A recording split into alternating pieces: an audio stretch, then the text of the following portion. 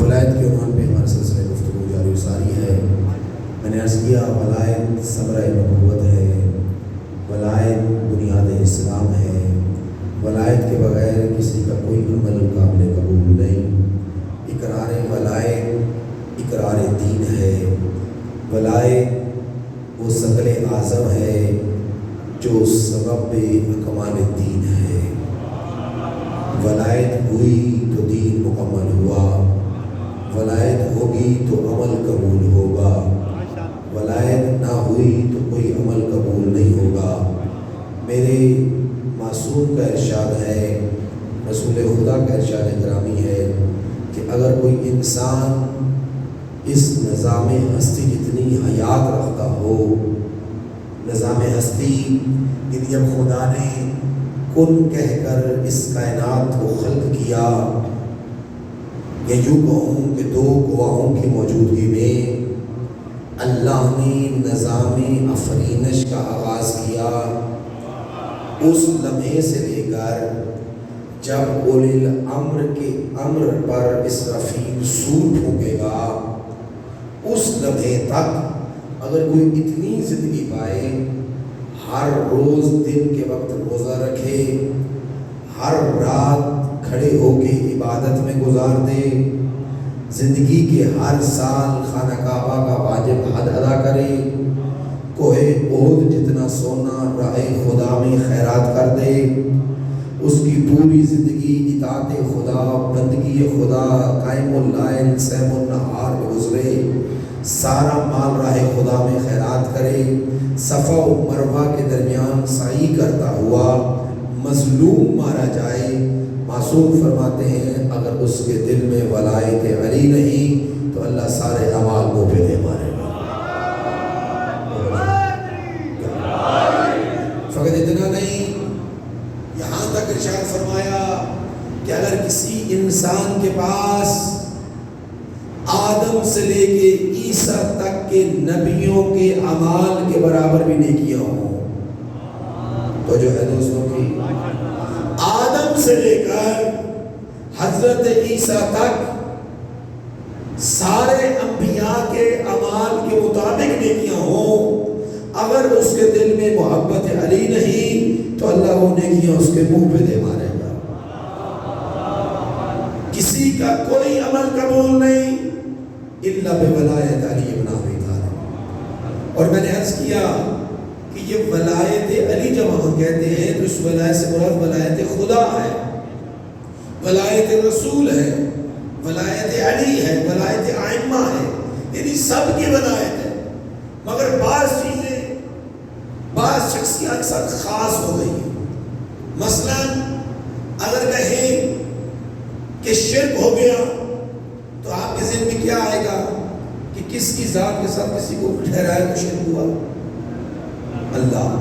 لیکن یاد رکھیے گا محمد کے ساتھ کسی کو نبی مانے نا محمد کے بعد تو یہ بھی شرک ہے۔ اور میں نے ایک دن پہلے آپ کو روایت سنائی تھی کہ علی کے برابر کسی کو ٹھہرائے تو یہ بھی شرک ہے۔ اگر سمجھ نہیں آئی تو چلے میں وضاحت کر دیتا ہوں، اللہ کے بنائے ہوئے کے مقابلے میں اپنا بنا لیں تو یہ بنانا شرک ہے۔ اول خلق کی بات آئے تو ذہن میں ذات مصطفیٰ آتی ہے، عصمت کبریٰ کی بات آئے تو ذہن میں ذات زہرا آتی ہے، ولایت کی بات آئے تو ذہن میں ذات مرتضیٰ آتی ہے۔ یاد رکھیے گا شرک ان کے مقابلے میں کسی کو بنانا بھی ہے۔ اول خلق فقط مصطفیٰ نہیں ہے، مصطفیٰ نے یہ نہیں کہا کہ اللہ نے سب سے پہلے مجھے خلق کیا، فرمایا اول ما خلق اللہ نوری، اللہ نے سب سے پہلے میرے نور کو خلق کیا، یعنی جو بھی نور مصطفیٰ کا حصہ ہے وہی اول خلق ہے، وہی اول عقل ہے، وہی اول مصطفیٰ۔ درود کریں محمد و آل محمد۔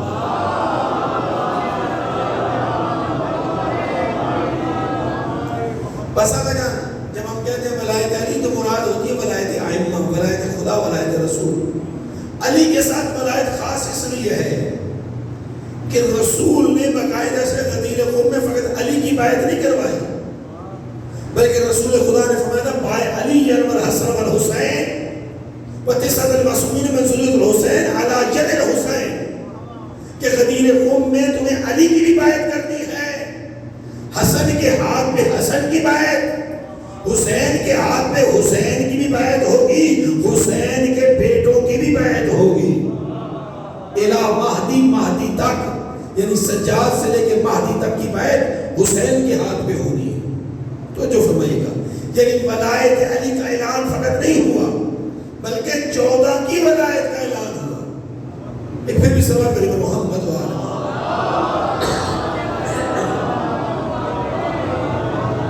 تو بس میرے بھائی ولایت یعنی ان کا اولا میں تصرف ہونا، اور فقط وہ انسانوں پہ اولا میں تصرف نہیں ہے۔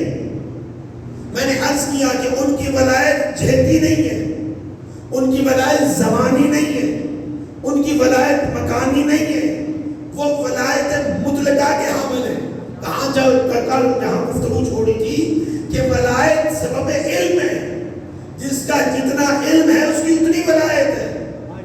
جن کا علم من الکتاب ہے ان کے پاس من الولایت ہے، اور جن کا علم کل کتاب ہے ان کے پاس کل ولایت۔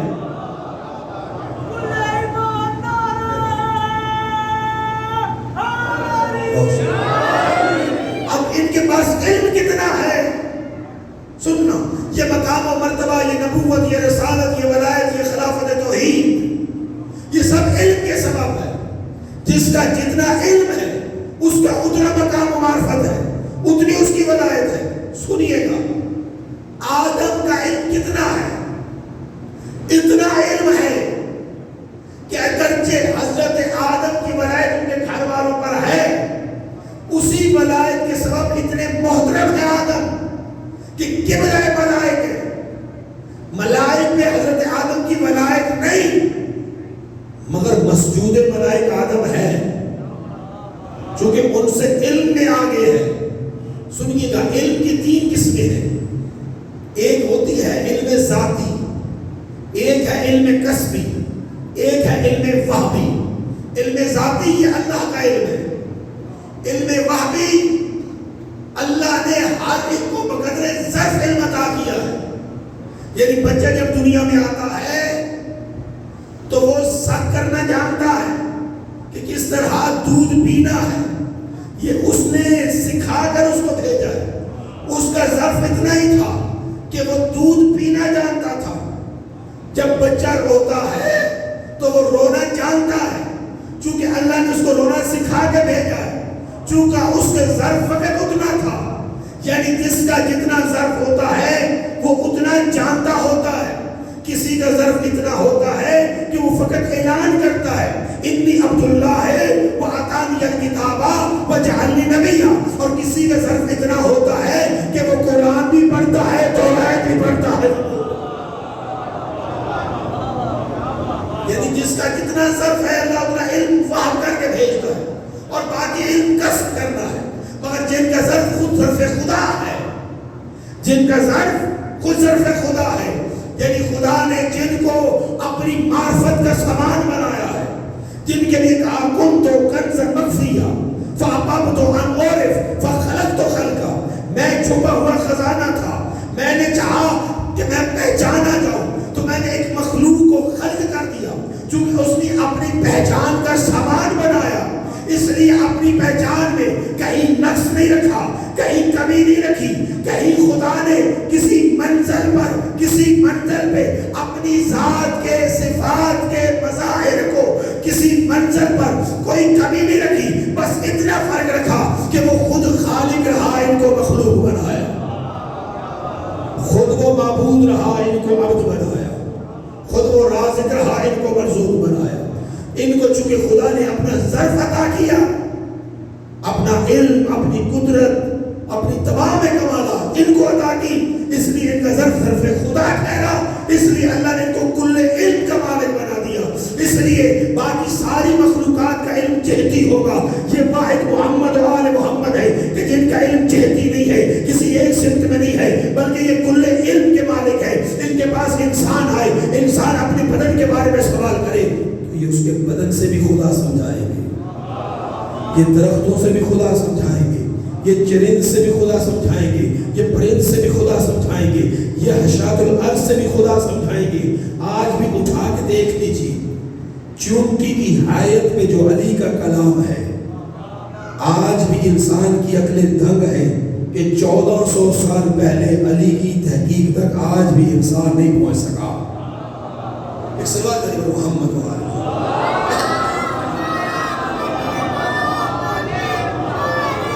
بس آتا جان چکے یہ علم کل کے مالک ہیں. علم کل کے مالک ہیں. کتنے علم کے مالک؟ سنیے گا امام جعفر صادق علیہ السلام سے سوال ہوگا. جبر رسول اللہ یہ جتنے بھی عجائبات ہیں معجزات ہیں انبیاء کے یہ کس کے سبب ہے؟ فرمایا علم کے سبب. کہا اللہ علم کیسے عطا کرتا ہے؟ کہا اسم اعظم کی تعلیم سے.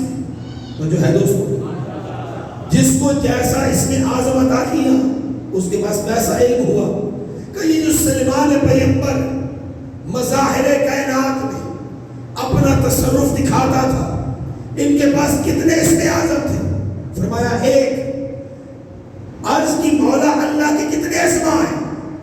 کہا اللہ کے 73 اسماء ہیں. اللہ کے 73 اسماء ہیں. کہا ایک سلیمان کو دیا تھا باقی کسی اور کو بھی عطا کیے؟ فرمایا ہاں سلیمان کو ایک عطا کیا تھا اور ہم آل محمد کو اس نے 72 اسماء اعظم عطا کی. اگر میری بات آپ بھی نہیں پہنچی میں ایک اور مثال دیتا ہوں. دیکھیے جو آدم کو فرشتوں نے سجدہ کیا تھا یہ ایک باب علم کے سبب تھا. حضرت آدم کو بھی اللہ نے علم الاسماء سکھایا. فرشتوں کو بھی اللہ نے علم الاسماء سکھایا. ایک ہی باب ایک چیپٹر ایک لیسن اللہ نے پڑھایا. ایک سبق پڑھایا ناموں کا علم علم الاسماء باب علم الاسماء. اللہ نے حضرت آدم کو بھی وہی سکھایا اپنی عدالت کے تک فرشتوں کو بھی سکھایا. اب آدم سے کہا آدم تمہیں بھی ہم نے سکھا دیا.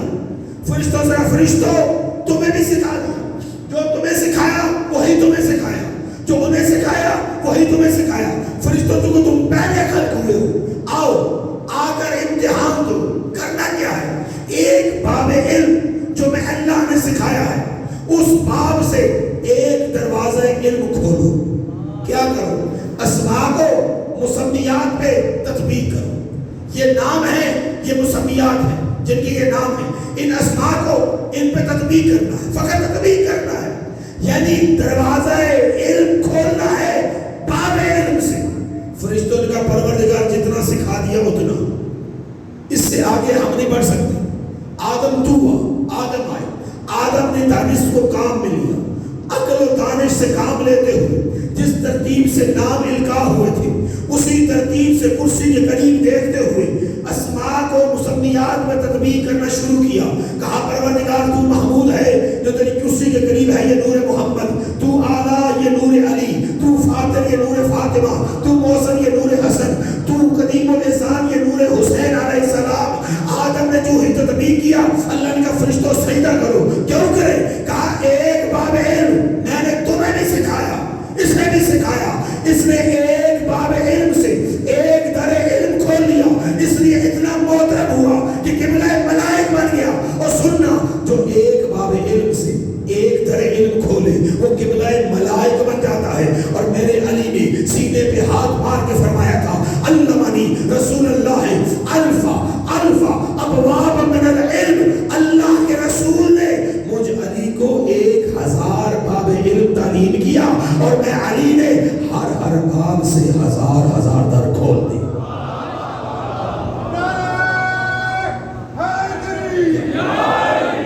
اب جناب آدم کے علم کا علی کے علم سے مقایسہ کیا. ایک درود بھری محمد و آل.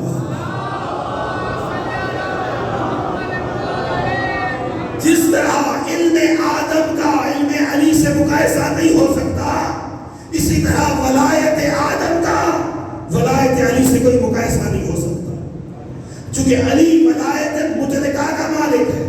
اور سنیے گا ولایت مطلقہ کے مالک ہیں اہل بیت. ولایت یعنی حق کے تصرف رکھتے ہیں. حق کے تصرف یعنی جو چاہے کر سکتے ہیں. جو چاہے کر سکتے. اچھا میں اسی بحث کو آگے بڑھانا چاہتا تھا مگر آپ کی خاموشی اور نگاہیں مجھے مجبور کر رہی کہ میں کسی اور باب میں داخل ہو جاؤں. تو کریے جو چاہے کر سکتے. یہ نہیں ہے کہ اپنے گھر میں بیٹھ کے جو چاہے کر سکتے, نہیں, انہوں نے دشمن کے دربار میں بھی کر کے بتایا ہم جو چاہے کر سکتے. امام مجتبی شام گئے, معاہدہ ہوا تھا نا معاویہ کے ساتھ, 7 شکے تھے, 7 شکوں میں سے پہلی شک یہ تھی کہ علی پہ صبر نہیں کرو گے. دوسری شک یہ تھی کہ شیعان علی اور اولاد علی تمہارے شر سے محفوظ رہیں گے. تیسری شک یہ تھی کہ آواز اور یمن کا خراج جو وہاں سے ٹیکس اکٹھا ہوگا وہ نہروان, صفین, جمل, ان 3 جنگوں کے مقتولین چاہے وہ شہید ہوئے ہو یا واصل جہنم, جو بھی مقتول ہے بھائی, جو علی کے مقابلے میں آگے لڑے گا چاہے کوئی بھی ہو, کیونکہ قسیم النار والجنہ علی ہے. جس کے سر سے علی کی تلوار گزر جائے اس کا فیصلہ تو بعد میں ہو سکتا ہے, لیکن جس کے سر پہ گزر جائے اس کا فیصلہ ہو گیا. چونکہ علی کی تلوار سے کٹا ہے سیدھا جہنم میں ہے. تو جو کریے گا سارے مقتولین کے ورثہ, بیوگان اور یتیموں کے لیے آواز اور یمن کا خراج دیا جائے گا. یہ شرک میں طے تھا. 2 ماہ 3 ماہ تک خراج دیا گیا. 3 ماہ بعد حکومت نے کہہ دیا کہ ہر گورنر کے پاس آؤ, جو باز اللہ علی میں صبر کرے گا, اولاد علی میں تبرہ کرے گا, اس کو ملے گا, دوسروں کو نہیں ملے گا. اب جو حلالی تھے جو ہے دوستوں کی جانگا لے ہو نہ چلے ہو جائے, جو حلالی تھے انہوں نے کہا نہیں, رازق اللہ ہے تو نہیں, قسیم الرزق یا علی ہے یا اولاد علی ہے تو نہیں. جن کا کھائیں ان پہ بھونک کے کھانے کا فائدہ نہیں. اب جب اس نے بند کر دیا خراج, جو ان کو جزیہ ٹیکس دینا تھا, جو ان کا شہریہ دینا تھا, ماہانہ خرچہ دینا تھا, تو اس کے لیے امام حسن تنہا شام آئے, دمشق پہنچے. ان کو خبر ہو گئی سدھ پیغمبر آ رہے ہیں اور اکیلا آ رہے. انہوں نے بڑے بڑے لوگوں کو جو بڑے بن کے ہوئے تھے ان کو جمع کیا, پہلے بیٹے, دوسرے جو بیٹے تھے, یعنی کہ لوگوں کو جمع کر دیا. اور جو ہے دوستوں کی لوگوں کو جمع کر دیا, اپنے درباریوں کو جمع کر کے ان سے آپس میں معاہدہ کر لی, بات چیت کر لی, طے کر لیا کہ حسن آئے تو حسن کو موقع نہیں دینا, ورنہ حسن ہماری اتار کے رکھے گا, حسن کو موقع نہیں دینا. سب نے اپنی اپنی بات شروع کی.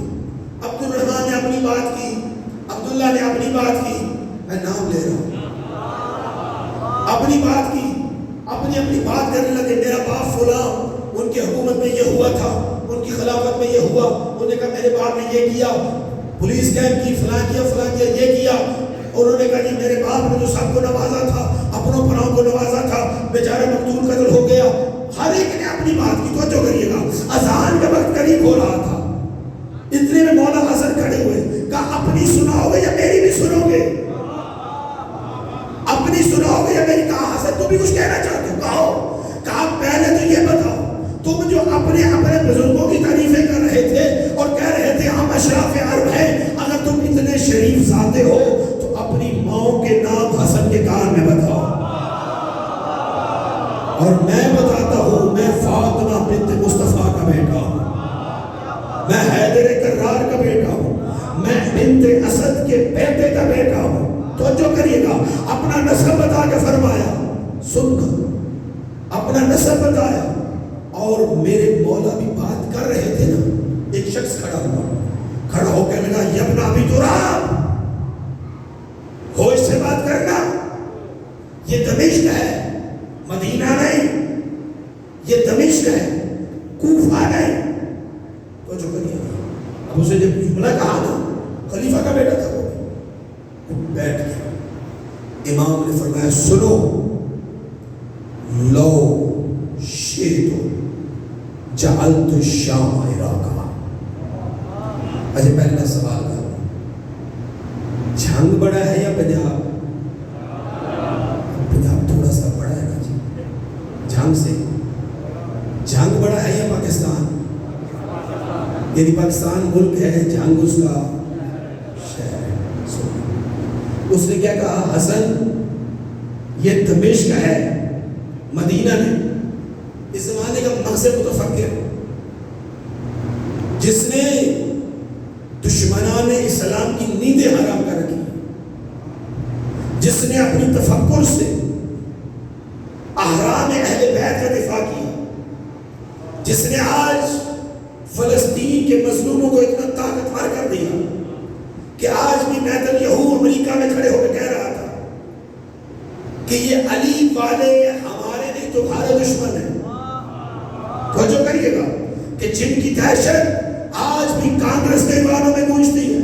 سنیے گا، وہ مغز متفکر سید علی خامنہئی فرماتے ہیں میرے ذہن میں خیال آیا کہ امام حسن مجتبیٰ جیسی جامع شخصیت، سیاست، تدبیر، ہر فرد میں ایک ایسی کامل شخصیت کہ جس نے اپنے فنون حرب بھی دکھائے، فنون سیاست بھی دنیا کو سمجھائے، کہ جس نے قلم کی طاقت سے طاغوت کے کسر کو ڈھال کے رکھ دیا، جس نے اپنی قلم کی روشنائی سے وہی کام لیا جو حسین نے اپنے خون کی سرخی سے لیا. کیا ایسی شخصیت میں جامع کتاب ہونی چاہیے؟ سید علی خامنہئی کہتے ہیں میں نے کچھ کتابوں کو جمع کیا اور امام مجتبیٰ کی ذات ہستی پہ کچھ مصدات کو اکٹھا کرنا شروع کر لیا. ایک اچھا خاصا ذخیر مصدع میرے پاس جمع ہو گیا. پھر فرماتے میری نگاہ سے ایک کتاب گزری، حیات سیدنا امام الحسن. میں نے پچھلے سال اس کتاب کو تعارف کروایا تھا، اس سال بھی کروا رہا ہوں. حیات سیدنا امام الحسن، اس کا آدھا ترجمہ ہو گیا کتاب کا، باقی ترجمہ ہو رہا ہے. حیات سیدنا امام الحسن، اس کتاب میں ایک باب ہے شزرات امام حسن، امام حسن کی للکار. سنیے گا، اسی شزرات میں یہ روایت موجود ہے جس کتاب کی توسیع سید علی خامنہئی نے کی ہے. اس کتاب میں یہ روایت موجود ہے کیا کہ امام مجتبیٰ دربار میں امام فرماتے ہیں سن، جب اس نے کہا نا حسن یہ دمشق ہے مدینہ نہیں. بھائی شام صوبہ تھا نا، دمشق اس کا شہر تھا. تو جو ہے دوستوں کی حجاز صوبہ تھا، مدینہ اس کا شہر تھا. ایسے ہی عراق صوبہ تھا، کوفہ اس کا شہر تھا. ملک بھی کہہ سکتے ہو، صوبے کہہ لو آپ. تو جو کریے گا وہ کہتا ہے حسن یہ دمشق ہے، کوفہ نہیں. یہ دمشق ہے، مدینہ نہیں. ہوش سے بات کرنا. امام کو جلال آیا، اپنی ولایت کا اظہار کیا. فرمایا لو شیدو جعلت الشام عراقا وجاؤ لو شیدو جعلت الشام عراقا وعراق الحجازہ. اگر میں حسن چاہوں تو فقط دمشق کو کوفہ کو مدینہ نہیں، میں پورے شام کو اٹھا کے جا کے عراق کی جگہ رکھوں، عراق کو اٹھا کے حجاز کی.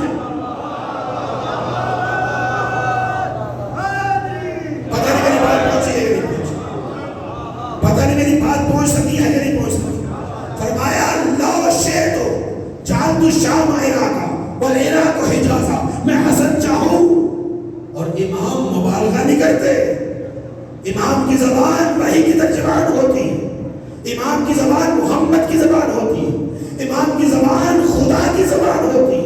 امام کا وجود لسان اللہ ہوتا ہے. امام اپنے اشارے سے، کنائے سے، وجود سے، زبان سے جو بھی بات کرے وہ بات وہی کرتا ہے کہ جو خدا کا کلام ہو. اور سننا، میرے امام نے کہا اگر میں چاہوں تو شام کو عراق بنا دوں، عراق کو حجاز بنا دوں.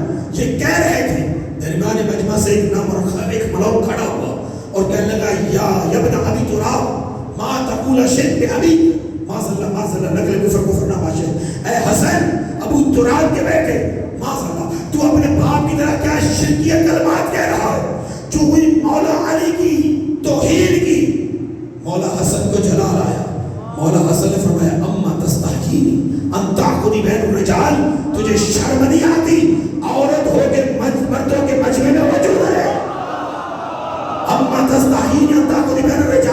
تجھے شرم نہیں آتی؟ عورت ہو کے مردوں کے مجمع میں موجود ہے، ابھی اس نے سنا، سنتا ہی اس کے جسم میں جھلجھلی آئی، اس کے اعضاء و جوارح بدلنے لگے، اپنی ابا کو اپنا بھرکا بنا کے مسجد سے شرماتی ہوئی چلی، ادھر چلنے لگی، ادھر سے مولا کی آواز آئی، ادھر ادھر نہ جانا، قد رجعت الی بیتک ان زوجتک زوجک، سن ادھر ادھر آوارہ نہ ہونا، سیدھی گھر جانا، کل تک جو تیری بیوی تھی میں حسن نے اس کو تیرا شوہر کر دیا۔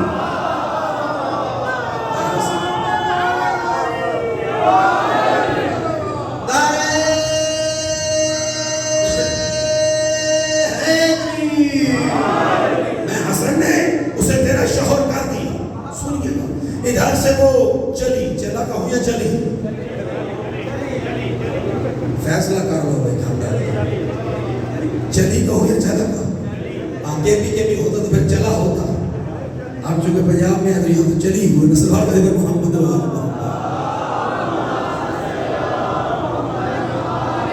اپنی فضائل کا اظہار دشمن کے دربار میں کیا، سنیے گا، اور فرق اتنا نہیں، ادھر جب وہ چلی نا، حاکم کھڑا ہوا، ماذا تفعل یا ابن ابی تراب، بڑے غصے میں آ کے کہتا تھا، حسین تو نے یہ کیا کیا؟ وہ میرا دربار کا درباری تھا، اشراف میں سے تھا، میرے درباریوں میں سے تھا، تو نے اس کی حیات کو بدل کر ہماری توہین کی ہے۔ اب امام کو جلا ہے، امام نے خیز کی نگاہوں سے اس کی طرف دیکھا، اس کا سن فاسق، خاموش ہو جا، تو یہ سمجھ رہا ہے تیری حکومت ہے، تیری امارت ہے، تو بادشاہ ہے، تو سلطان ہے، تو غاصب خلیفہ بن بیٹھا ہے، سن العرش سریری محمد الزمیری علی امیری حسین وزیری لا شیدہ اکون سیری۔ تو جو کریے گا تکرار کرو، مجھے اندازہ ہے میں کہیں اور جانا چاہ رہا تھا مگر یہ جملہ کہہ کے نہ جاتا تو کنجوسی ہو جاتی، پچھلے سال میں نے جملہ کہا تھا، اس سال بھی جملے کو دہرا رہا ہوں، تو جو فرمائیے گا، خدا کی قسم میرے مولا حسن نے فرمایا اگر تو خاموش نہ ہوا نا، وہ کہنے لگا حسن دربار میرا، میرے درباری کی تو نے توہین کی، حکومت میری، میں بادشاہ ہوں، امیر ہوں، میں مسلمانوں کا خلیفہ ہوں، میرا احترام ہونا چاہیے تھا، تو نے میری توہین کی، میرے درباروں کی توہین کی، توجہ کریے گا، تو نے اسلام کی معاذاللہ اسلام کے خلیفہ کی توہین کی۔ جب اس نے یہ باتیں کی نا تو میرے مولا حسن بولے، سن العرش سریری، تو سمجھتا ہے کہ یہ 40 ملکوں کی بادشاہت کا تو بادشاہ بن کے بہت بڑا ہو گیا، العرش سریری، جو بھی عرش خدا کے نیچے ہے اس پہ ہماری حکومت، جو بھی عرش خدا کے نیچے اس پہ ہماری حکومت ہے۔ اور سن محمد و ضمیری، یہ حسن نہیں بول رہا، یہ مصطفیٰ کلام کر رہا ہے، میرے منہ میں میری زبان نہیں، میرے معنی صلوات علی محمد۔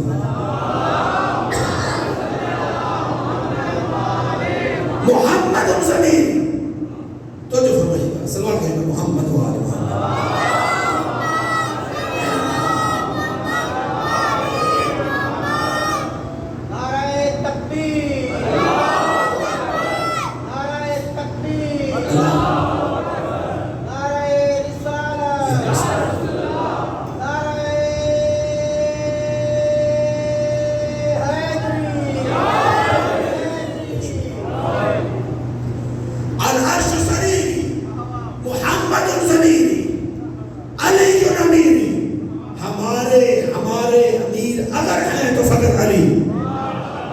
علی زمان ہستی میں ہو تو بھی علی امیر ہے، علی نجف میں جا کے سو جائے تو علی علی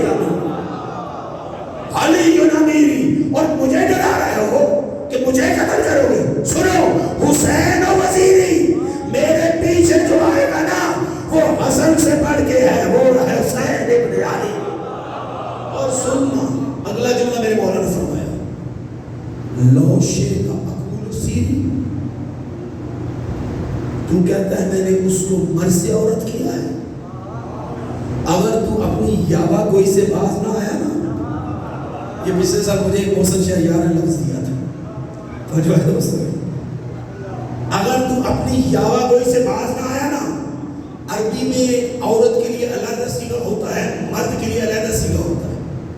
مثلا زارا با اس ایک مرد نے مارا، زارا بت اس ایک عورت نے مارا، اس ایک عورت نے مارا کے لیے آئے گا زارا بت، تو جو ہے دوستو زارا بھی اس کو مارا گیا، اس کو زارا ہو اس کو مارا گیا مرد کے لیے، عورت کے لیے زارا بھی. تو سر کہتے ہیں دفع ہونے کو، دفع ہو جا، مغرول ہے، پرے تھی، چخی تھی، تو جو ہے دوستو عربی میں اس کو کہتے ہیں سر، پرے ہو کے مارے جو بھی. سراکی کا لفظ بڑا بہترین ہے، چخے تھے، ٹھیک ہے جی، آپ تھوڑی بہت واقعی ہوگی نا سراکی، نیڑے جو لفظ ہے چخے تھے. عربی میں مرد کو کہیں چخے تھے وہ کہتے ہیں سر، عورت کو کہتے ہیں سیری.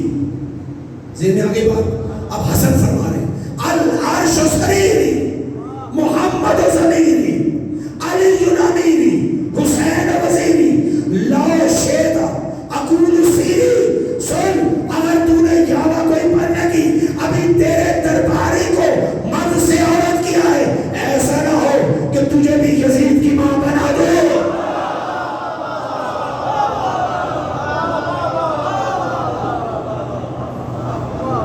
اپنی ولایت کا اظہار توجہ کریے گا. میرے رسول نے فرمایا، امالی شیخ صدوق کی روایت ہے، 28ویں مجلس کی روایت ہے، علامہ شیخ صدوق علیہ الرحمٰن نے نجف اشرف میں کربلا معلیٰ میں جو مجالس پڑھی، ان مجالس کو جمع کر کے کتاب ترتیب ہوئی، اس کا نام لکھا گیا امالی شیخ صدوق. امالی شیخ صدوق میں یہ روایت موجود ہے 28ویں مجلس کی.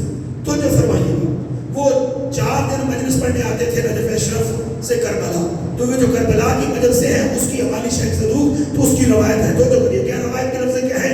فرمایا کل بھی میں نے اصول کافی سے عرض کی تھی اور یہ شیخ صدوق کی امالی سے روایت ہے. کیا فرمایا؟ ان اللہ رسول خدا نے سلسلہ نسب رسول خدا کا سلسلہ روایت رسول خدا تک جاتا ہے، جلدی سے بول رہا ہوں. فرمایا ان اللہ تبارک و تعالی جعل اخی لعلی بن ابی طالب فضائل لا یوصی عددها غیرہ، کہ اللہ نے میرے بھائی علی کو اتنے فضائل عطا کیے ہیں کہ جن کی تعداد خود اللہ کے سوا اور کوئی نہیں جانتا. یعنی نہ میں محمد جانتا ہوں نہ علی جانتا کہ خود علی کے فضائل کتنے ہیں. سن میرا معصوم مولا فرما رہے ہیں، فرمایا من ذاکر فضیلت من فضائل علی بن ابی طالب مقرن بها غفر اللہ ذنبہ ما تقدم من ذنبہ ما تأخر لو وافیا بذنوب الثقلین یوم القیامہ. سننا امالی میں شیخ نے روایت کو نقل کیا کیا کہ رسول خدا نے فرمایا کہ اللہ نے میرے بھائی علی کو اتنے فضائل عطا کیے کہ جس کی تعداد اللہ کے سوا کوئی نہیں جانتا. لمبی روایت ہے، پہلا حصہ کیا ہے؟ فرمایا من ذاکر فضیلت من فضائل علی بن ابی طالب مقرن بها، کہ جس نے علی کے فضائل میں سے کوئی ایک فضیلت علی کی ولایت کا اقرار کرتے ہوئے نقل کی، بیان کی، غفر اللہ ذنبہ ما تقدم من ذنبہ وما تأخر، بیان کرنے سے پہلے جو اس نے گناہ کیے ہوں گے اللہ وہ بھی معاف کرے گا، بیان کرنے کے بعد بھی جو گناہ کرے گا اللہ اس کی بخشش کا سامان پیدا کرے گا. اور سننا لو وافیہ ذنوب یوم القیامت بے ذنوب ثقلین، اگر اس کے گناہ اگر قیامت والے دن ثقلین کے گناہوں سے بھی زیادہ ہوئے اللہ تو بھی علی کی فضیلت کے بیان کے صدقے میں سارے گناہ معاف کرے گا. مگر شرط رکھی مقرن بہا، ولایت علی کا اقرار کرتے ہوئے، چاہے ولایت کا اقرار یعنی گفتگو کا اظہار تقویناً کرے یا تشریعاً. اگر تقوین نہیں ہو تشریع عنوان پہ ہو اور ولایت کا اقرار ہو تو یہ اجر ہے. ورنہ علی کے فضائل کا اقرار کس نے نہیں کیا؟ علی کے فضائل کا بیان دشمنوں کی زبان سے بھی ہوا. اب دشمنوں کے لیے نہیں ہے، ولایت کے حصار میں رہتے ہوئے کرو گے تو پھر یہ اجر ہے. میں بات کو واضح کرنا چاہتا ہوں، آپ کی پریشان نگاہیں اور سوالیہ اور تعجب انگیز نگاہیں اور چہرے میرے اوپر سوال کر رہے ہیں، ورنہ میں کسی اور منظر میں داخل ہونا چاہتا تھا. اپنے موضوع کو آگے بڑھانے سے پہلے یہ بات وضاحت کرنا چاہتا ہوں.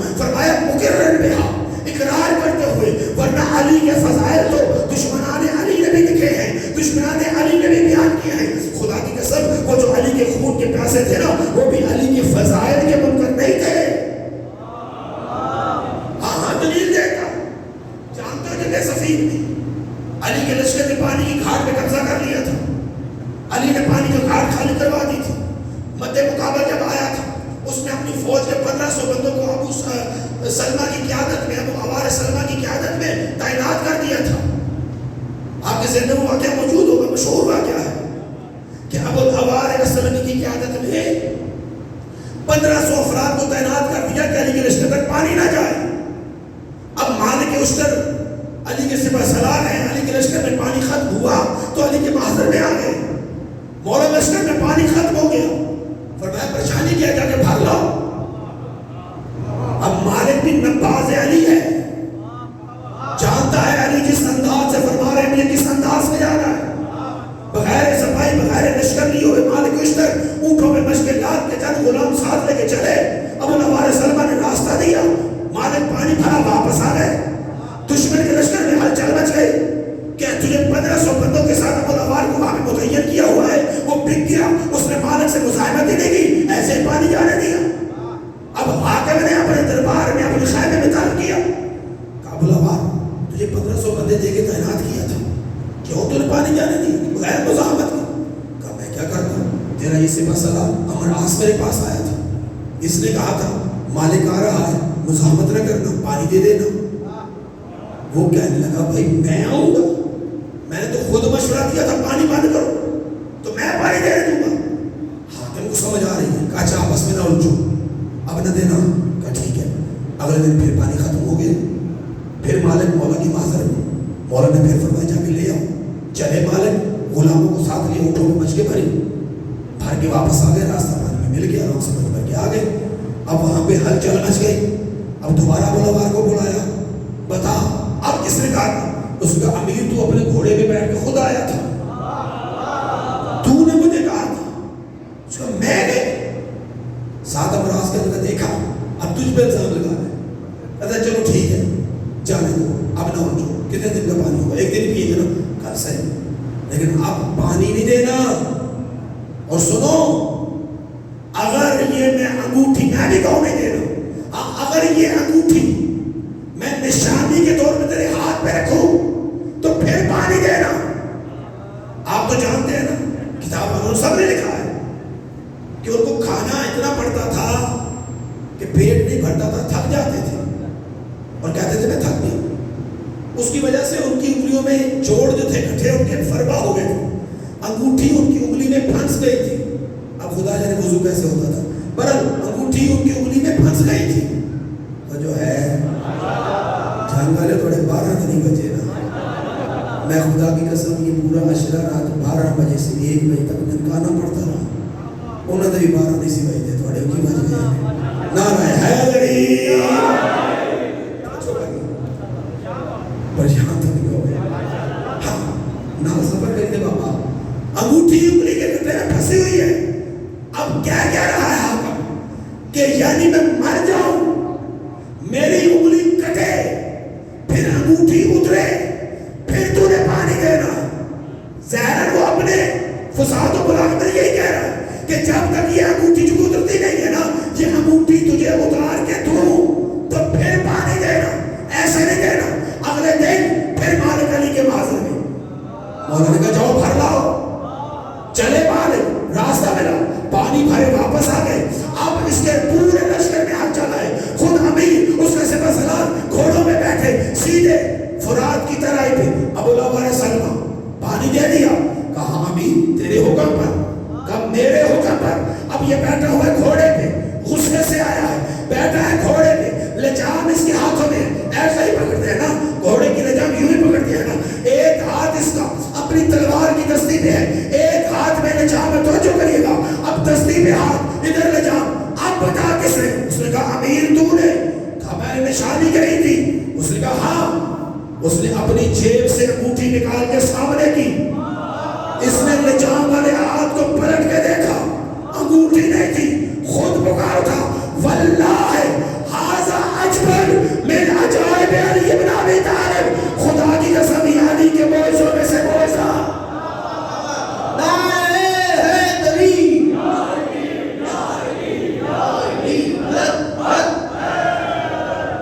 یہ ہے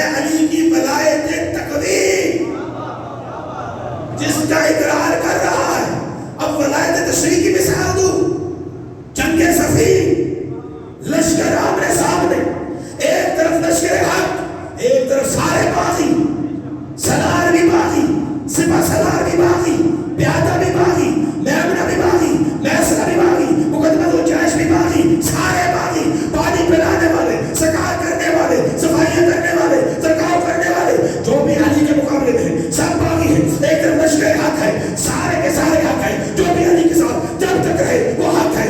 علی لشکر حق تو جو کریے گا. ایسے علی صفوں سے نکلے، چلتے ہوئے خیمے کے سامنے آئے.